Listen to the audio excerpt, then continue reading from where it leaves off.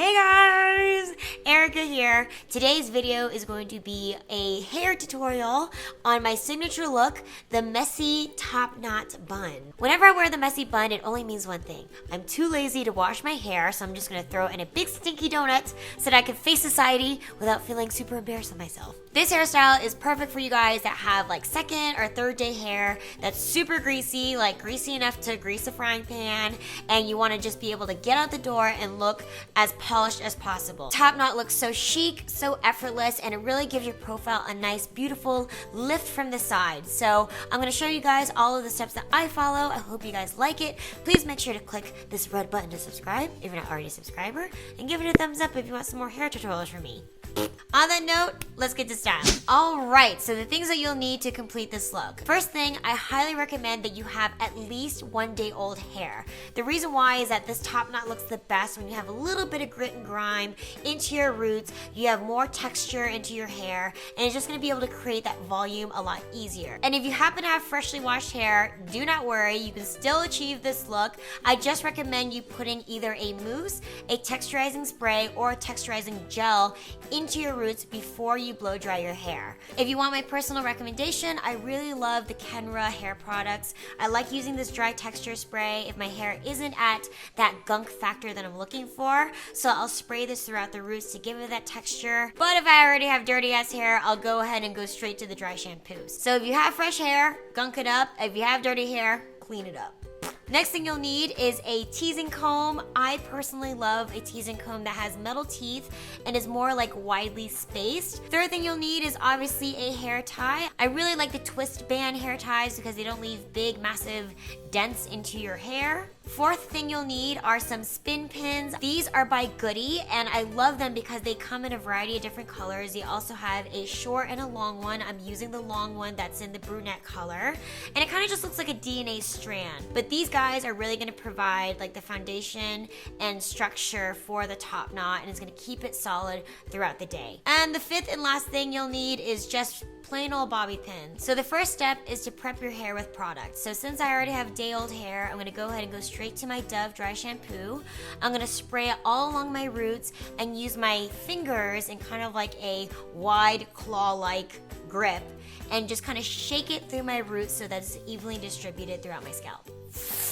Do the back, to the side. Then I get the claws out and shake it throughout the hair. And now I'm going to pick the placement of the actual ponytail. Now this is a very important process because you are selecting the epicenter of the bun, and you want to make sure you don't have it too high or too low. If you have it too high, like up here, it's gonna look like Ping from Mulan. And if you have it too low, it's just gonna look really, really saggy. So you wanna make sure you're picking a really good spot so you have the right foundation and you don't have to keep doing the bun over and over again. My personal preference is to follow the line of your cheekbone. So for me, right here, it's kind of like contouring, right? When you contour your cheek, you're gonna wanna go up that diagonal line to the top of your ear and then place a ponytail around like this area. That way you're giving the height and the volume on the crown of your head, lifting it and giving it a beautiful profile from the side. So I'm gonna go ahead and do that. Now that I have completed my ponytail, I'm gonna go ahead and do a session of teasing. Now the formula is that the more you tease, the bigger your top knot is going to be. Since I have a big old head, I actually like having a larger top knot just because it looks more proportionate. Like if you think about my head being an orange, I wouldn't want to put a raisin on top of it. Like for example, if this was my top knot, which is really tightly wound right now, it doesn't look bad, but my head looks like freaking enormous. So the key thing to this is obviously to tease. So you're gonna go ahead, and what I like to do is just start dropping layers like this and tease at the same time.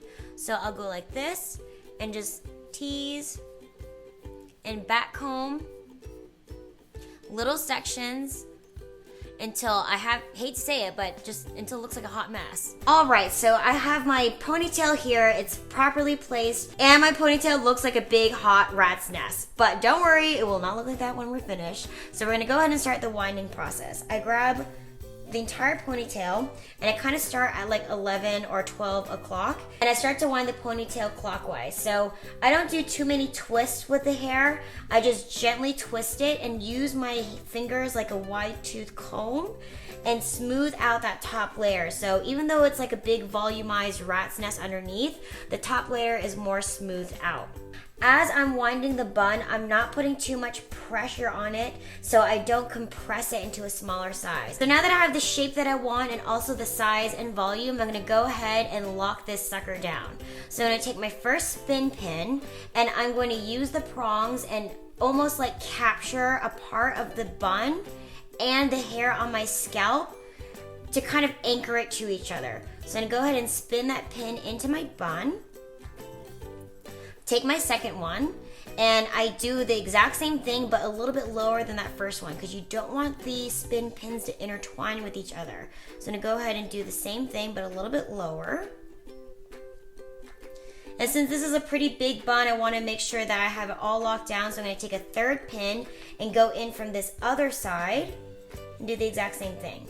Now that the spin pins are in and pretty much anchoring the general shape, I'm gonna go ahead and just do some fine tune-ups using my regular bobby pins. So if you have super layered hair like me, you're gonna have the exact same problem. You're gonna have pieces that kind of fall out like this. So that's when you're gonna go in with your bobby pins to refine. You're gonna use your hand and kind of sweep in those loose hairs into the bottom of the bun and secure it with the regular bobby pin. So this is what it looks like at the end. And this is what it looks like from the front. As you can see, I've got a massive bun going on here. It's probably bigger than my actual buns. And then my last few finishing touches, this is purely optional, but honestly, at this point, my bangs are so greasy, I actually don't like them in my face. So I'm gonna go ahead and grab another bobby pin, and I'm gonna take my fingers with my loose claw and kind of comb them back like this. Poof them a little forward for a little bit of volume, and then just anchor my bangs down at the base of the bun itself. And then using the same claw fingers, I kind of go into the hair and I pull the hairs a little bit away from my scalp to give me some more like loose face framing pieces like this. It feels so good to have all of my hair on the top of my head without it being so restricting. That's why I like to pull the hair a little bit away from my scalp and keep this loosely piled so I'm not getting a massive headache in the middle of the day. I do this exact same hairstyle like 3 to 4 times a week. I've done it so often now I could do it probably less than like 5 minutes, and it just looks very like polished and put together without really putting too much effort into it. So I hope you guys like this tutorial. If you have any questions on the steps that I discussed today, please make sure to comment down below. If you missed my last fashion video, you can click this clip right here and I'll show you all of my favorite 2015 summer trends. Or if you want to check out my latest haul, you can click this second clip right here. If you guys want to chat about anything, you can always hit me up at Miss EJ Louie on Snapchat, Instagram, and Twitter. I hope you guys are having an amazing summer out there. It's getting so hot and I can't stand it, but I'm having a really great summer so far. So I just want to send all my love to you guys from Austin, Texas, and I will see you guys next Thursday. Bye!